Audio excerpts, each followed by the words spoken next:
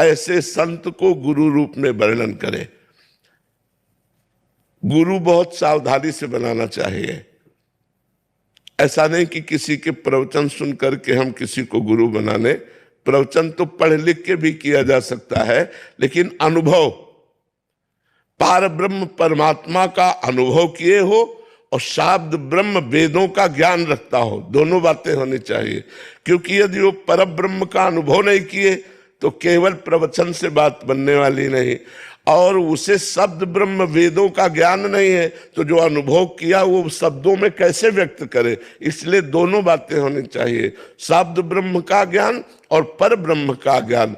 ऐसे यदि हम सदगुरु का वर्णन करें और उनके बताए हुए नाम मंत्र और उन साधना के द्वारा यदि हम अपने जीवन को भागवतिक बना सकें तो धीरे धीरे हमारे पहले 3 शरीर हैं। यह है स्थूल शरीर, इससे राग नष्ट होगा। फिर दूसरा सूक्ष्म शरीर जिसे मन बुद्धि चित्त अहंकार 5 ज्ञानेंद्रियां 5 कर्मेंद्रियां कहते, इससे हमारा ममत्व हटेगा।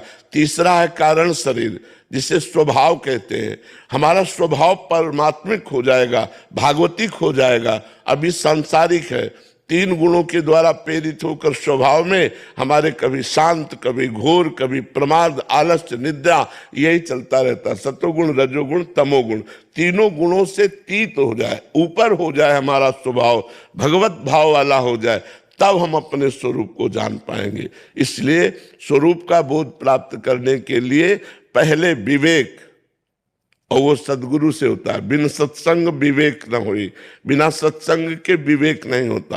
पहले विवेक, विवेक का मतलब क्या है? सत्य और असत्य का ज्ञान होना।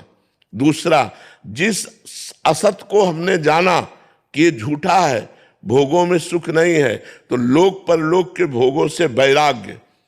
सम, इंद्रियों का निग्रह। दम, मन का निग्रह। तितिक्षा, सहनशील। श्रद्धा, गुरु चरणों में शास्त्रों में पूर्ण श्रद्धा।